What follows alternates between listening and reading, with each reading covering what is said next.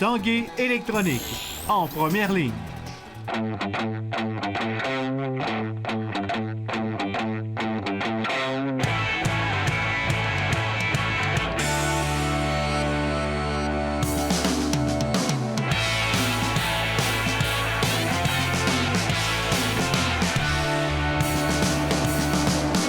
À tous, un bon mardi. Bienvenue à l'Esprit sportif. Dans l'émission aujourd'hui, un peu plus tard, on vous parle des anciens Capitals et également du cycliste Bruno Langlois. Mais aujourd'hui, le judo était à l'honneur ici au dojo de Beauport. On suivait évidemment cette journée de compétition pour Antoine Valois-Fortier. Malheureusement pour Antoine Valois-Fortier, c'était une défaite crève-cœur en repêchage pour la médaille de bronze. Lui qui, toutefois, avait remporté les 2 premiers combats de la journée au grand plaisir des parents et amis qui étaient rassemblés ici au dojo de Beauport.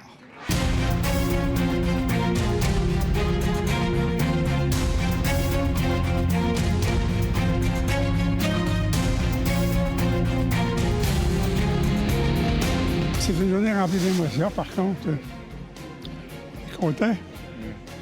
Bonne journée quand même. C'est tellement des niveaux élevés. Ça prend la moindre petite erreur. C'est tous des gens qui se sont rencontrés dans les dernières années. Et puis, c'est tout à peu près équivalent. Quand il arrive des combats comme ça, c'est la moindre petite erreur. Il faut y passer, mais il va continuer. Je suis certain qu'il va se revirer le bord et il va continuer. Au début, c'était bien le fun parce que les 2 premiers combats. Mais là, je suis très, très déçue pour Antoine. Parce qu'il travaille tellement fort. Là, je suis déçue. C'est le judo, c'est le sport. Donc le japonais, on savait qu'il était très fort. Effectivement, ça aurait pu être également Antoine, mais il en a profité, le japonais, justement, pour faire un Sewonage là, qui a été concluant, qui a donné Ippon. En voyant où on peut se rendre, surtout qu'il vient du dojo ici, fait qu'on voit en travaillant fort. C'est un exemple pour tout le monde dans le dojo, on voit où on peut se rendre, je pense que c'est vraiment motivant.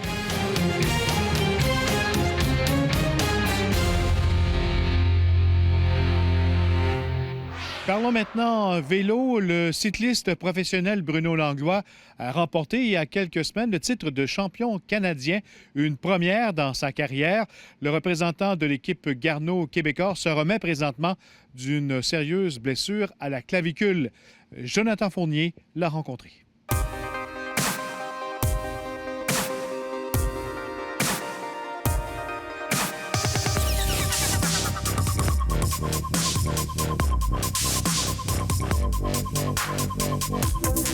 Bruno, tu as entamé ta saison 2016 en disant que ça allait être ta dernière. Est-ce que les plans ont changé? Bien, c'est sûr qu'avec les résultats que j'ai eus, c'est un petit peu dur de quitter comme ça. Donc, avec mon maillot de champion canadien, je vais faire une autre saison pour porter fièrement les couleurs du Canada, c'est sûr. Parlons du début de ta saison avant le championnat canadien. Ça allait bien? Oui, très bien. J'ai eu une bonne progression au début de saison. Première course aux États-Unis, j'étais vraiment des sensations que je pensais pas avoir. Donc, j'étais super content de tout l'entraînement que j'avais fait. Donc, ça avait été très payant. Mais je focusais vraiment sur la période du mois de juin, Saguenay-Beauce, les championnats canadiens. À quelques jours des championnats canadiens, c'était le Tour de Beauce, un circuit que tu connais très, très bien. Comment ça a été là-bas cette année? J'ai déjà gagné des étapes là-bas, donc mon objectif, c'est d'aller pour les étapes. Cependant, j'ai été dans une situation où j'étais bien placé au général. Donc, j'ai réussi à faire un bon classement au général. En étant proche du général, c'est plus dur de s'échapper pour aller faire les étapes. Donc, j'étais satisfait de ma forme. Puis, je faisais mon build-up, comme on dit, là, pour les championnats canadiens. J'étais arrivé là-bas avec juste le goût de faire la course puis de m'amuser. Puis finalement, dans la course, j'ai senti que j'avais les jambes pour gagner. Puis j'ai fait la course devant. Je savais que mes chances au sprint étaient très minces. Puis là, quand j'ai vu que ça allait arriver au sprint, même avec plusieurs attaques que j'ai faites, j'ai dit, encore une fois, je ne gagnerai pas cette année. L'avant-dernière courbe, on a failli tomber parce qu'on allait trop vite. Fait que là, j'ai dit, wow, là, si on ralentit pas, j'ai eu le feeling, c'était un instinct. Là, ça fait 19 ans que je fais du vélo, j'ai dit ça. Parce que moi, je suis pas capable de tourner à cette vitesse-là. Fait que j'ai ralenti un peu, j'ai arrêté de pédaler. Fait que ça m'a donné 2-3 écarts de vélo. Puis comme de fait, les coureurs en avant, ils ont tombé. Donc, j'ai réussi à les éviter. Fait que là, j'ai dit non, ça se peut pas. Puis là, j'ai réussi à tout contourner. Puis là, j'ai relancé. Puis là, j'étais là, je m'en vais gagner. Puis là, je me retournais juste pour être sûr que j'avais pas un rêve là, qui était arrivé. Puis j'ai enfin réussi à gagner les championnats canadiens après 19 ans de participation. J'ai fait plusieurs podiums, mais j'avais jamais été le premier. Donc là, je suis très content. C'est une course où la victoire elle a un gros impact aussi parce que tu vas porter le maillot de champion canadien un an de temps. Ça te donne du prestige aussi, puis une fierté de porter les couleurs de ton pays. Par la suite, il y a eu d'autres compétitions. Tu as pu montrer un petit peu ton maillot? Ouais, pas longtemps. Le 17 juillet, lors du Tour de White Rock en Colombie-Britannique, un adversaire de Bruno Langlois perd le contrôle de son vélo, fauche celui de Bruno, le projette au sol. Bruno se cogne la tête et se fracture la clavicule. Il revient à Québec pour une opération et quelques jours plus tard, déjà de retour sur le vélo. Les fractures, des fois, c'est plus facile que d'autres, mais la mienne est un petit peu plus compliquée. Donc, j'ai revenu au Québec pour faire opérer ici.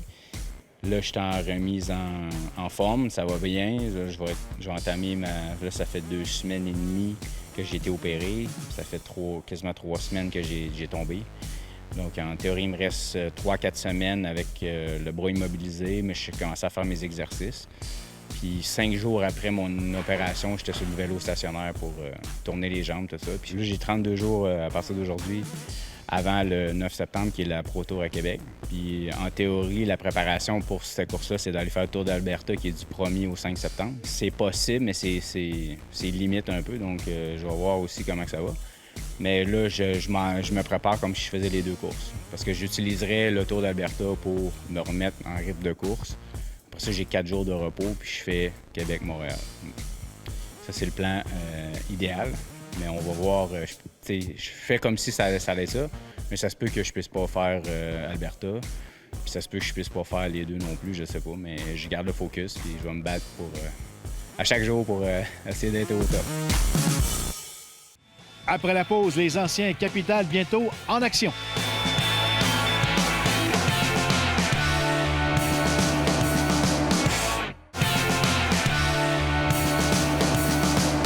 Ce vendredi soir, le Stade municipal de Québec sera le théâtre d'un match de baseball assez spectaculaire, alors que les anciens joueurs des Capitals de Québec reçoivent la visite des mythiques 4 Chevaliers.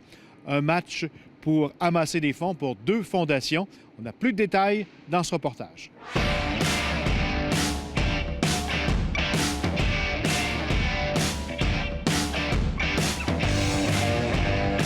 On réunit les anciens Capitals. J'ai mis l'emphase sur ramener les joueurs de l'édition 2006. Ça fait déjà 10 ans le premier championnat des Capitals. Fait qu'écoute, j'ai réussi à retracer Danny Scalabrini, Eddie Lantigua, Jeffrey Tomlinson, Olivier Lépine, Michel Laplante, qui est président des Capitals. J'ai Mathieu Bergeron, Simon Légaré, TJ Shimzu. Je ne sais pas si j'en oublie. En plus de ça, il y a les Yves Martineau qui va joindre à nous autres. J'ai le maire Labombe, qui va être notre joueur-entraîneur invité, qui va venir faire passer la soirée avec nous autres. Il joue à la position qu'il veut. On a fait un deal avec. Qui vient encourager la course, qui a été un des fondateurs du Pignon Bleu, une des causes. Les Capitals, ça fait 17 ans. Je ne sais pas combien d'années les Nordiques ont resté en ville, mais 17 ans pour une organisation sportive, c'est énorme. Puis c'est bon de s'occuper des anciens et de les ramener. Puis quand j'approche les anciens, ils sont toujours très contents de revenir parce qu'ils ont vécu des années incroyables ici. Je trouve les Capitals, c'est la foule, le stade, c'est une organisation de classe. C'est plus que du baseball mineur professionnel. C'est une des plus belles organisations. Fait que les gars sont contents de revenir. C'est un peu la raison numéro 1, de s'occuper des anciens, mais tant qu'à le faire, on le fait pour une bonne cause. Donc là, les profits de la vente de billets, de la vente des chandails des joueurs le soir même, en encamp, vont aller au Pignon Bleu. Ça, c'est des jeunes qui ont besoin de nourriture, qui ont des besoins. Fondation des Capitals, c'est les jeunes pour les inscrire au baseball, pour leur permettre d'atteindre leur rêve au baseball, les jeunes baseballeurs. Fait que ça va pour une bonne cause.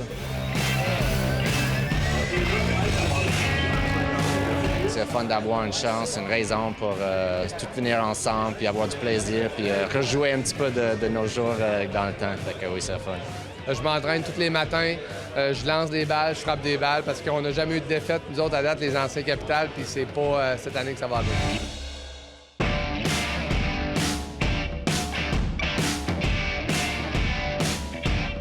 On a décidé d'affronter les 4 chevaliers, c'est pas une tâche facile. C'est ça que j'ai dit aux gars. J'ai dit on était un peu masochistes pour notre comeback. Mais par contre, on est orgueilleux. Ça va être un beau challenge parce que le lanceur est à 40 pieds puis il lance du gaz. Eux, ils challengent toutes les équipes à 4 joueurs en défensive. Mais nous, on a recruté le meilleur lanceur disponible, qui est Patrice Lantin, qui nous a dit « Donnez-moi 2-3 points, puis on devrait être dans la game. » Les 4 chevaliers, c'est des 4 joueurs. Premièrement, sur un terrain, on est 5 en tout. On a 2 lanceurs en cas de blessure, mais officiellement, sur le terrain, on est seulement 4. On se costume tout au long de la partie. On a des personnages comme Michael Jackson, on a Elvis, Bob l'éponge, on a des Teletubbies. Ça dépend, on a tellement de personnages que ça dépend des matchs. Des fois, on les sort pas toutes parce que tout dépendant comment ça va. Plus qu'on fait de points, plus qu'on en sort finalement. Les Chevaliers O'Keeffe, ça a tellement été populaire là, au Québec. Là. Nous autres, on le réalise en faisant la tournée des nouveaux 4 Chevaliers Toyota, maintenant notre commanditaire majeur. Mais écoute, on le réalise là, de voir des gens de toutes les époques là, qui nous croisent. T'sais, dans le fond, c'est les grands-papas qui amènent leur fils, de dire le petit-fils vient-t'en. Fait qu'on réunit environ 3 à 4 générations avec ce projet-là. Fait que c'est formidable. Préparation spéciale, on lance une coupe de balles d'ici là? Bien, il y en a qui jouent encore. Moi, j'en suis un. Fait que... on continue à garder la forme un petit peu dans le baseball, puis on espère que ça va bien aller, mais là, c'est pas pareil, là. C'est du fast pitch, fait qu'on tombe dans une autre ligue, là. C'est vendredi soir, le 12 août. Le match est à 19h. Les portes vont ouvrir à 6h. Les billets sont à vendre ce lundi au stade à billetterie. C'est 5 $. C'est accessible à tous. Donc, on veut avoir le maximum de personnes au stade pour ramasser des sous pour les fondations.